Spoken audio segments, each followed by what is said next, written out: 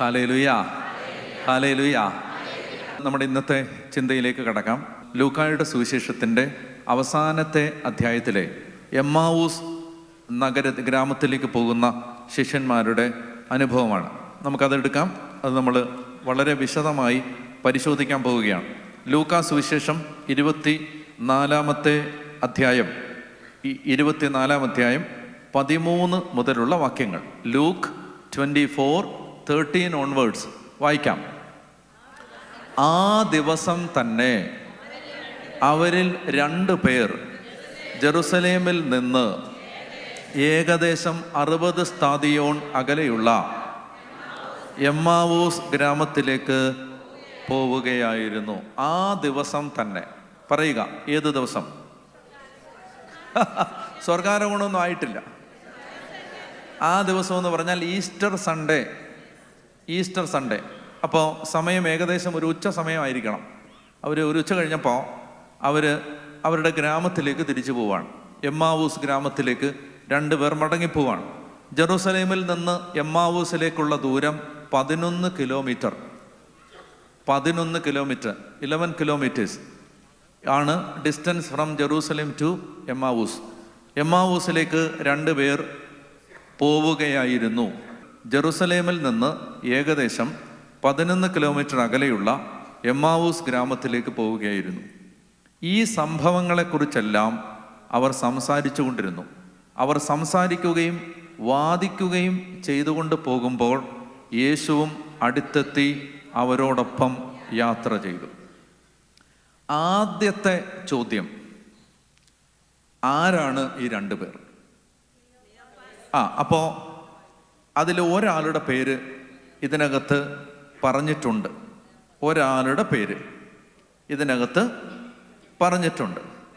അതെവിടെയാണ്?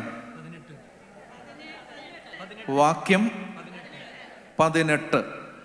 അവരിൽ ക്ലെയോപ്പാസ് എന്ന് പേരായവൻ അവനോട് ചോദിച്ചു, ഈ ദിവസങ്ങളിൽ ജെറുസലേമിൽ നടന്ന സംഭവമൊന്നും അറിയാത്ത 3-ാം നൂറ്റാണ്ടിൽ 3-4 നൂറ്റാണ്ടുകളിലുള്ള പാരമ്പര്യങ്ങളിൽ ഇങ്ങനെ ഒരു കാര്യം പറഞ്ഞിട്ടുണ്ട്. പരിശുദ്ധ അമ്മയുടെ ഭർത്താവായിരുന്ന യൗസേപ്പ് പിതാവിൻ്റെ ഇളയ സഹോദരനായിരുന്നു ക്ലെയോപ്പാസ്. അങ്ങനെ വരുമ്പോൾ ഇത് ഈശോയുടെ അങ്കിളാണ്, അമ്മാവൻ. ആരാണ്? ക്ലെയോപ്പാസ്. അപ്പോൾ ഇതിനെക്കുറിച്ച് ഈ 2 പേർ ആരാണ് എന്നതിനെക്കുറിച്ച് ആയിരക്കണക്കിന് പഠനങ്ങൾ നിലവിലുണ്ട്. എനിക്ക് ഏറ്റവും സ്വീകാര്യമായ ഒരു പ്രപ്പോസലാണ് അവതരിപ്പിക്കാൻ പോകുന്നത്. ഈ രണ്ടാമത്തെ ആൾ ആരാണ്? രണ്ടാമത്തെ ആള് ഞാൻ വിശ്വസിക്കുന്നു ക്ലെയോപ്പാസിൻ്റെ ഭാര്യയാണ്. ക്ലെയോപ്പാസിൻ്റെ ഭാര്യ. ഇത് ഭാര്യയാണെന്ന് പറയുമ്പോൾ നിങ്ങൾക്കൊരു സംശയം വരും. കാരണം താഴേക്ക് വരുമ്പോൾ ഈശോ അവരോട് പറയുന്ന ഒരു വാചകമുണ്ട്. അത് 25-ാമത്തെ വാക്യമാണ്. വായിക്കാം. അപ്പോൾ അവൻ അവരോട് പറഞ്ഞു, ഭോഷന്മാരെ. ഈ വാക്ക് വായിക്കുമ്പോൾ ഭോഷന്മാരെ എന്ന് വിളിക്കുന്നത് 2 പുരുഷന്മാരെ ആണെന്നൊരു തോന്നൽ വരും. അത് മലയാളം ട്രാൻസ്ലേഷൻ്റെ പ്രശ്നമാണ്. ഗ്രീക്കിൽ അത് ആണുങ്ങളെ സൂചിപ്പിക്കുന്ന ഒരു വാക്കല്ല. അത് ന്യൂട്രലായിട്ട് പറഞ്ഞിരിക്കുന്നത് ഫൂളിഷ് വൺസ് എന്നാണ്. ഫൂളിഷ് വൺസ്, അത് ആണുമാകാം പെണ്ണുമാകാം. അപ്പോൾ ആ പ്രശ്നം പരിഹരിക്കപ്പെട്ടാൽ ഇതൊരു സ്ത്രീയാണെന്ന് സങ്കല്പിക്കുന്നതിന് ടെക്സ്ച്വലായിട്ട് പ്രശ്നങ്ങളൊന്നും തന്നെ ഇല്ല. അങ്ങനെയാണെങ്കിൽ നമ്മളിങ്ങനെയാണ് ചിന്തിക്കുന്നത്. ജെറുസലേമിൽ നിന്ന് 2 പേർ എമ്മാവൂസിലേക്ക് പോവുകയാണെങ്കിൽ നമ്മളിങ്ങനെ വിചാരിക്കുന്നു, എമ്മാവൂസ് അവരുടെ വീട് സ്ഥിതി ചെയ്യുന്ന ഗ്രാമമായിരിക്കും. അവർ ജെറുസലേമിലെ തിരുനാളെല്ലാം കഴിഞ്ഞ്, അവർ പെസഹ തിരുനാളിൻ്റെ ആഘോഷമെല്ലാം കഴിഞ്ഞ്, ഈശോയുടെ കുരിശുമരണം എല്ലാം നടന്നു. അപ്പോൾ കർത്താവ് ഈശോ മിശിഹ മരിച്ചു. ഇനി പ്രതീക്ഷയൊന്നുമില്ല. അവർ അവരുടെ വീട്ടിലേക്ക് തിരിച്ചു പോവാണ്. ഇനി ഈ ക്ലെയോപ്പാസിൻ്റെ ഭാര്യയെക്കുറിച്ച് യോഹന്നാൻ്റെ സുവിശേഷത്തിൽ ഒരു റെഫറൻസ് ഉണ്ട്. അതൊന്ന് വായിക്കാം. യോഹന്നാൻ്റെ സുവിശേഷത്തിൻ്റെ 19-ാമത്തെ അധ്യായത്തിൽ 25 മുതലുള്ള വാക്യങ്ങൾ. യോഹന്നാൻ്റെ സുവിശേഷം 19-ാം അധ്യായം, ജോൺ ചാപ്റ്റർ 19 വേഴ്സ് 25 ഓൺവേർഡ്സ്. യേശുവിൻ്റെ കുരിശിനരികെ അവൻ്റെ അമ്മയും അമ്മയുടെ സഹോദരിയും ക്ലോപ്പാസിൻ്റെ ഭാര്യ മറിയവും മഗ്ദലേന മറിയവും നിൽക്കുന്നു. അപ്പോൾ ക്ലോപ്പാസിൻ്റെ ഭാര്യയുടെ പേര് മറിയം. ഇത്ര ഇൻഫർമേഷൻ കിട്ടി.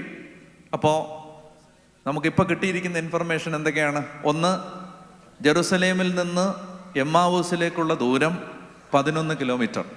ഇതൊരു സ്ട്രെയിറ്റ് റോഡല്ല, വളവും തിരിവുമുള്ള വൈൻഡിങ് റോഡാണിത്. ഇങ്ങനെ വളവും തിരിവുമുള്ള വളരെ പ്രയാസമുള്ളൊരു റോഡാണ്. അതുകൊണ്ട് സ്ട്രെയിറ്റ് ലൈനിൽ ഒരു 11 കിലോമീറ്റർ പോകുന്ന ആ സ്പീഡിൽ പോകാൻ പറ്റില്ല. ഇവർ വളരെ സമയമെടുത്താണ് ഈ യാത്ര പൂർത്തിയാക്കുന്നത്. അപ്പോൾ ജെറുസലേമിൽ നിന്ന് 11 കിലോമീറ്ററുള്ള ചുറ്റിത്തിരിഞ്ഞ് വളവും തിരിവുമുള്ള ആ റോഡിലൂടെ ക്ലെയോപ്പാസും അയാളുടെ ഭാര്യ മറിയവും ജെറുസലേമിലെ പെസഹാ തിരുനാളിൻ്റെ ആഘോഷങ്ങളെല്ലാം കഴിഞ്ഞ് യേശുവിൻ്റെ കുരിശുമരണവും കഴിഞ്ഞ് അവർ തങ്ങളുടെ ജന്മഗ്രാമമായ തങ്ങളുടെ വീട് സ്ഥിതി ചെയ്തിരുന്ന എമ്മാവൂസിലേക്ക് തിരിച്ചു പോവുകയായിരുന്നു. യേശുവിൻ്റെ അമ്മാവനും ഭാര്യയും, അല്ലെങ്കിൽ യേശുവിൻ്റെ അങ്കിള്, അമ്മാവൻ യേശുവിൻ്റെ അപ്പൻ്റെ അനുജൻ. അതിനെന്നാ പറയുന്നത് നിങ്ങൾ? അപ്പാപ്പൻ, പാപ്പൻ, പേപ്പൻ, പൂപ്പൻ, എന്തെങ്കിലും. ഓരോ സ്ഥലത്തും ഓരോ പേരാണ്. ഇനി ഒരു സ്ഥലത്തെ പേര്, ഒരു സ്ഥലത്ത് നല്ല പേര്, വേറൊരു സ്ഥലത്ത് തെറിയാണ്. അപ്പോൾ അതൊക്കെ ഈ മലയാളത്തിൻ്റെ പ്രശ്നം അതാണ്. നമുക്ക് ഈ തിരുവനന്തപുരത്ത് ഞങ്ങൾ നല്ലതെന്ന് പറയുന്നത് തൃശ്ശൂർകാർക്ക് തെറിയാണ്. തൃശ്ശൂർകാർ നല്ലതെന്ന് പറയുന്നത് ഞങ്ങൾക്ക് അയ്യേ വൃത്തികേടെന്ന് ഞങ്ങൾ പറയുന്നതാണ്. അപ്പോൾ എന്നൊക്കെ പറയും. അപ്പോൾ അതുകൊണ്ട് കാര്യം പിടികിട്ടിയല്ലോ. ഇത് യോസേഫ് പിതാവിൻ്റെ ബ്രദറായിരുന്നുവെന്ന് 3-ാം നൂറ്റാണ്ടിലെ പാരമ്പര്യങ്ങൾ പറയുന്നു. എന്തോ ആവട്ടെ. അപ്പോൾ ഇവർ രണ്ടുപേര് പൊയ്ക്കൊണ്ടിരിക്കുകയാണ്. അങ്ങനെ പൊയ്ക്കൊണ്ടിരിക്കുമ്പോൾ തിരിച്ചു വരിക, ലൂക്കായിലേക്ക് തിരിച്ചു വരിക. അങ്ങനെ ഇവർ ഈ റോഡിലൂടെ യാത്ര ചെയ്തുകൊണ്ടിരിക്കുമ്പോൾ വളരെ പ്രധാനപ്പെട്ടൊരു ഇൻഫർമേഷൻ നമുക്കവിടെ. അവർ എമ്മാവൂസ് ഗ്രാമത്തിലേക്ക് പോവുകയായിരുന്നു. ഈ സംഭവങ്ങളെക്കുറിച്ചെല്ലാം അവർ സംസാരിച്ചു കൊണ്ടിരുന്നു. Very very important. അതായത് കർത്താവ് എന്തുകൊണ്ടാണ് അവരുടെ കൂടെ യാത്ര ചെയ്തത് എന്ന് ഞാൻ ആലോചിച്ചിട്ടുണ്ട്. എത്രയോ പേര് അവരവരുടെ ഗ്രാമങ്ങളിലേക്ക് തിരിച്ചുപോയ ഒരു മധ്യാഹ്നമാവും അത്. എത്രയോ പേരാ ദിവസങ്ങളിൽ തങ്ങളുടെ വീടുകളിലേക്ക് യേശുവിൻ്റെ പിന്നാലെ നടന്ന എത്രയോ ശിഷ്യന്മാരും അവരുടെ കുടുംബങ്ങളും അവരുടെ ജന്മനാട്ടിലേക്ക് മടങ്ങിപ്പോയി.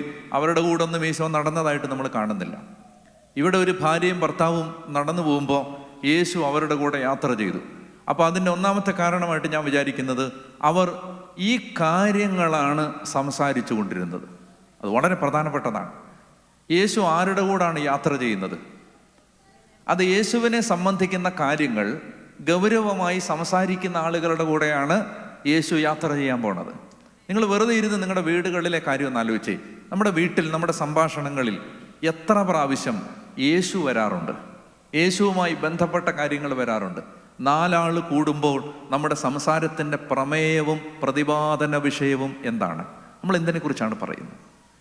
What do we talk about? What is the theme and content of our conversations? നമ്മൾ എന്തിനെക്കുറിച്ചാണ് പറഞ്ഞുകൊണ്ടിരിക്കുന്നത്?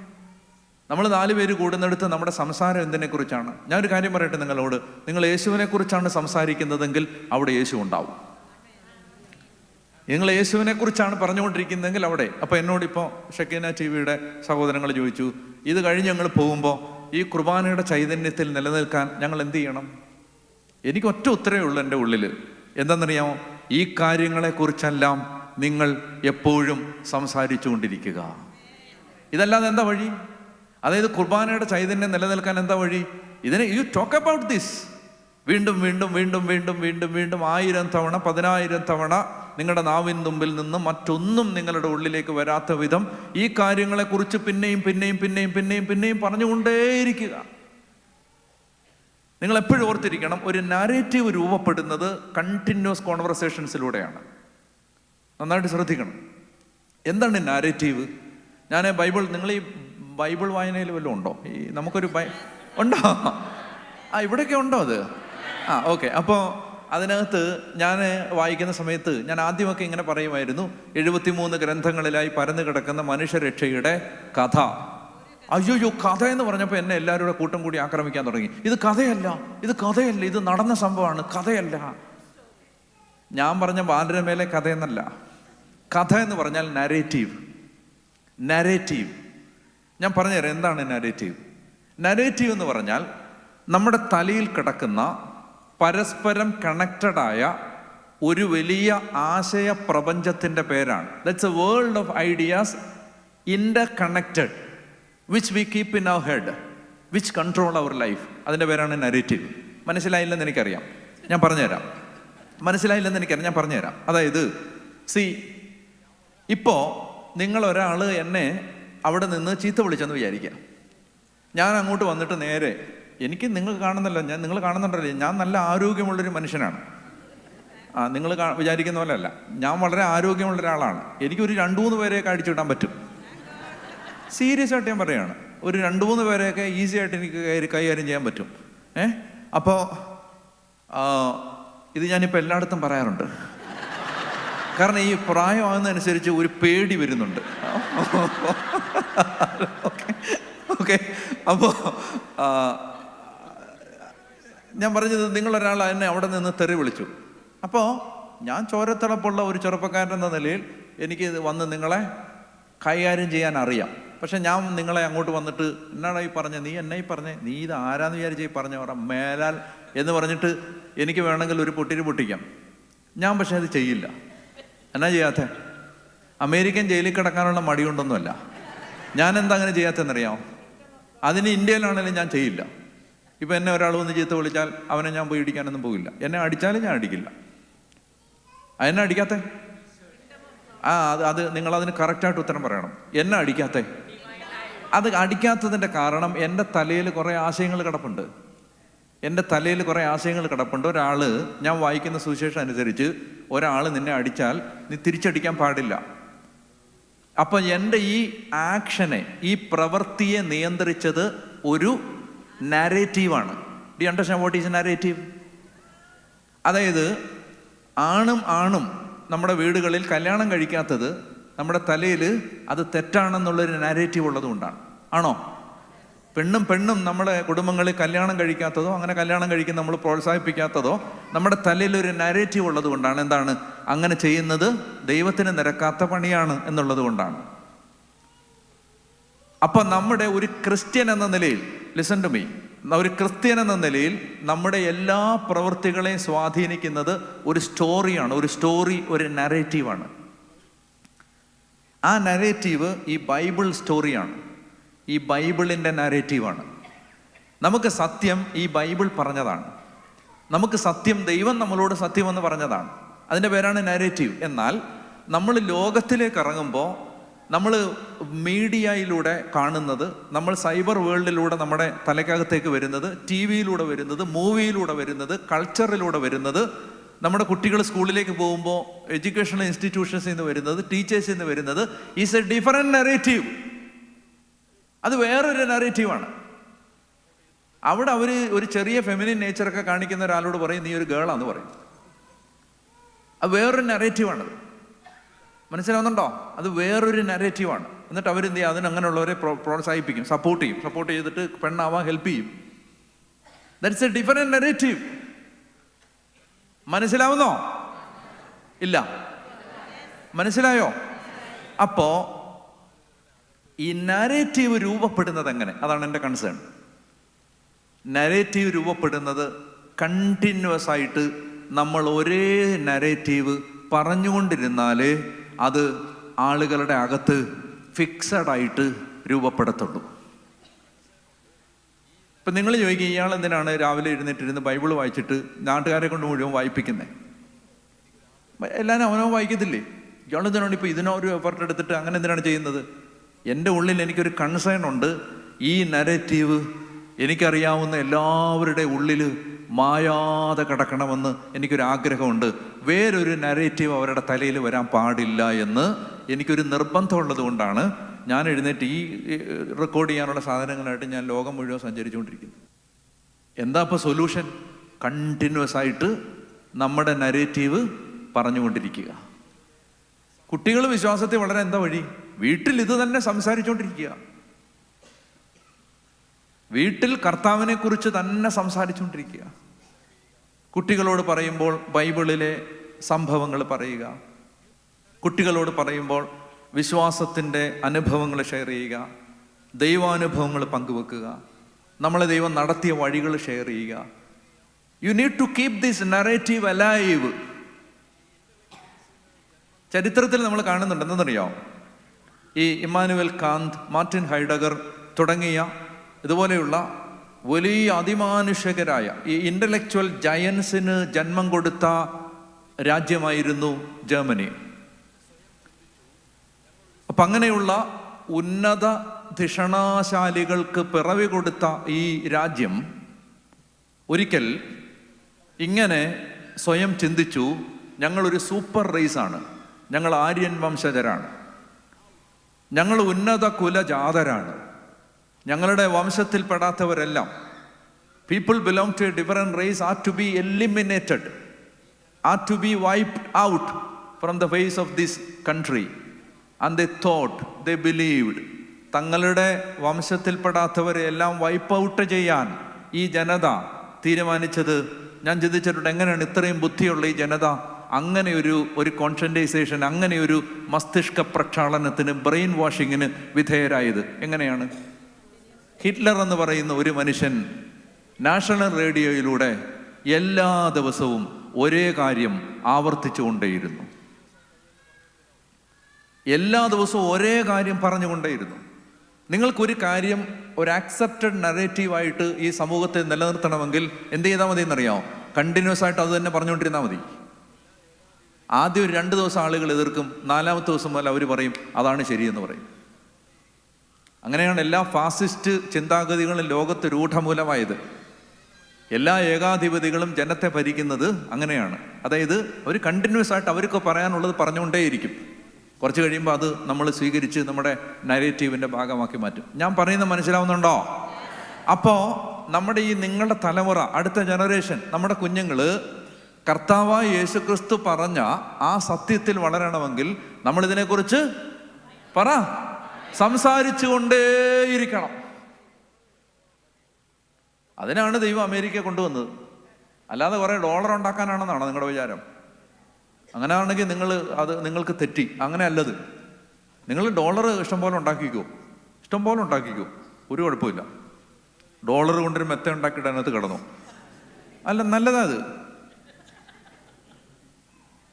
അതൊക്കെ ഓരോരുത്തരുടെ പ്രൈവറ്റ് കൺസേൺ. പക്ഷെ ഞാൻ പറയുന്നത്, നിങ്ങളെ ദൈവം അമേരിക്കയിൽ എത്തിച്ചത് ദൈവത്തിന് കൃത്യമായൊരു പദ്ധതിയുണ്ട്. ദൈവം ഈ രാജ്യത്ത് നിങ്ങളെ കൊണ്ടുവന്നെത്തിച്ചത് ദൈവത്തിൻ്റെ കഥ ഈ നാട് മറക്കാതിരിക്കാനാണ്. അതിനാണ് ദൈവം ഇവിടെ കൊണ്ടുവന്ന് എത്തിച്ചത്. ദൈവത്തിൻ്റെ നാരേറ്റീവ്, ദൈവത്തിന് ഈ ലോകത്തോട് പറയാനുള്ളത് കൃത്യമായി അറിയാവുന്നൊരു ജനത. ആ ജനത ഈ രാജ്യത്ത് ദൈവം നട്ടു വളർത്തിയത്. ഈ അമേരിക്കയിൽ ജനിച്ചു വളർന്ന അമേരിക്കക്കാർ അത് മറന്നുപോയാലും അവരെ അത് നിരന്തരം ഓർമ്മിപ്പിച്ചു കൊണ്ടിരിക്കാൻ ഇവിടെ ഇന്ത്യയിൽ നിന്ന് ഒരു കൂട്ടം ജനങ്ങളെ ഈ നാട്ടിൽ ദൈവം എത്തിച്ചിട്ടുണ്ട്. അതെല്ലാ ദേശത്തും എത്തിച്ചിട്ടുണ്ട്, എല്ലാ ദേശത്തും. ഇതിനെന്നറിയാം, ഈ നരേറ്റീവ് പ്രബലമായി ഇവിടെ അവതരിക്കും. അപ്പം ഞാൻ പറഞ്ഞു വരുന്നത്, അതുകൊണ്ട് നമുക്ക് സംഭവിക്കുന്ന എന്താ പ്രശ്നം എന്നറിയാമോ? നമ്മൾ ഇതൊന്നും ആരോടും മിണ്ടത്തില്ല. Religion has become a private affair. ഇങ്ങനെ ഇതിനെ സൈഡ് ലൈൻ ചെയ്ത് എഡ്ജ് ഔട്ട് ചെയ്ത് നമ്മൾ എന്ത് ചെയ്തു? നമ്മുടെ മെയിൻ സ്ട്രീമിൻ്റെ ഭാഗമാക്കാതെ പാർശ്വങ്ങളിലേക്ക്, വിളിമ്പുകളിലേക്ക്, വരമ്പുകളിലേക്ക് ഇതിനെ നമ്മൾ വലിച്ചെറിഞ്ഞു. നമ്മൾ പറഞ്ഞു religion should not be discussed in public. അത് നമ്മൾ പറയാൻ പാടില്ല, അത് നമ്മൾ മിണ്ടാൻ പാടില്ല എന്നൊക്കെ പറഞ്ഞ് നമ്മളിത് പള്ളിയിൽ പോകുന്ന 2 മണിക്കൂർ മാത്രമേ you should talk about religion. No, നമുക്ക് സെക്കുലർ എന്ന് പറഞ്ഞൊരു ജീവിതമില്ല. നിങ്ങൾക്കറിയാവോ? We don't have a secular life. We have only spiritual life. We have only a Christian life. നമ്മൾ എപ്പോഴും നമ്മുടെ കഥ പറഞ്ഞുകൊണ്ടേയിരിക്കണം. അതിനാണ് ദൈവം നമ്മളെ വിളിച്ചത്. അപ്പൊ ഇത് എപ്പോഴും പറഞ്ഞുകൊണ്ട്, നമുക്കിതല്ലാതെ വേറൊന്നും പറയാനില്ല. ഇങ്ങനെ പറഞ്ഞുകൊണ്ടിരിക്കുമ്പോൾ ഉണ്ടല്ലോ, 3-4 ദിവസം കഴിയുമ്പോൾ നമ്മുടെ കുഞ്ഞ് പറയും ആ പറയുന്നതാണ് ശരിയെന്ന് പറയും. അപ്പൊ ഇത് വഴക്ക് പറഞ്ഞുകൊണ്ടിരിക്കാനല്ല ഞാൻ പറഞ്ഞത്. ഇപ്പൊ പറഞ്ഞുകൊണ്ടിരിക്കുന്നത് എന്നാ? അങ്ങോട്ട് തിരിയാൻ പാടില്ല, ഇങ്ങോട്ട് തിരിയാൻ പാടില്ല, ഇങ്ങനെ റബ്ബർ ബാൻഡ് പോലെ വലിച്ച് മുറുക്കി. അങ്ങനെയല്ല, ഈ നരേറ്റീവ് അവരോട് പറഞ്ഞുകൊണ്ടേയിരിക്കുക. ആ ദിവസം അവരിൽ 2 പേർ ജെറുസലേമിൽ നിന്ന് ഏകദേശം 60 സ്ഥാദിയോൺ അകലെയുള്ള എമ്മാവൂസ് ഗ്രാമത്തിലേക്ക് പോവുകയായിരുന്നു.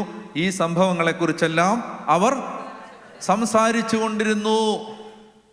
അപ്പോൾ യൂക്കറിസ്റ്റിക് കോൺഗ്രസ് കഴിഞ്ഞ് തിരിച്ചു പോകുമ്പോൾ ആദ്യത്തെ lesson, you need to talk about Jesus, you need to talk about Eucharist, you need to talk about the church, we need to talk about the word of God.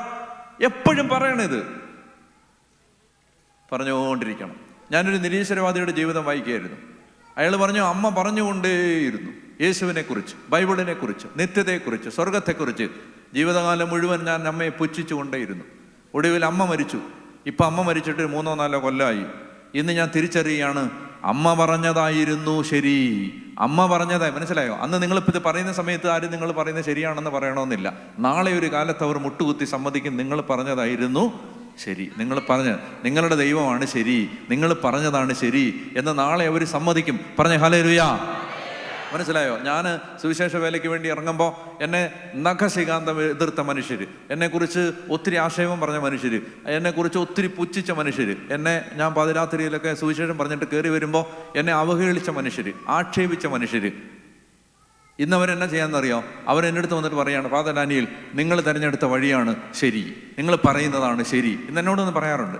ഞാൻ ബാംഗ്ലൂരിൽ ചെന്നപ്പോൾ എനിക്ക് അത്ഭുതം തോന്നി. അതായത് ഒരു കാലത്ത് ഞാൻ പറയുന്ന കാര്യങ്ങളെയൊക്കെ വല്ലാതെ ക്രിട്ടിസൈസ് ചെയ്ത് എന്നെ ഭയങ്കരമായിട്ട് ഹ്യൂമിലിയേറ്റ് ചെയ്യുന്നുണ്ട് ഒരു മനുഷ്യൻ എൻ്റെ അടുത്ത് വന്നിട്ട് പറഞ്ഞു, ഒരു 5 മിനിറ്റ് ഒന്ന് സംസാരിക്കണം, ഒരു പ്രൈവറ്റ് സ്പേസ് തരാമെന്ന് ചോദിച്ചിട്ട് വന്നിട്ട് എന്നോട് പറഞ്ഞു, നിങ്ങൾ പറയുന്ന കാര്യങ്ങളൊക്കെ കേൾക്കുമ്പോൾ എനിക്ക് സന്തോഷം തോന്നുന്നു, നിങ്ങൾ പറയുന്നതാണ് ശരി. മനസ്സിലായി? ഒരു 8 കൊല്ലം മുമ്പ് എനിക്ക് കൃത്യമായിട്ടറിയാം എന്തുമാത്രം എന്നെ കളിയാക്കിയ ഒരു മനുഷ്യനാണിത്. നാളെ ഒരു കാലത്ത് മനുഷ്യൻ പറയും, നിങ്ങൾ പറയുന്നതാണ് ശരി. കാരണം ഇത് നമ്മൾ പറയുന്നുണ്ടല്ല, കാരണം ഇത് മാത്രമേ ഉള്ളൂ ശരി, അതുകൊണ്ടാണത്.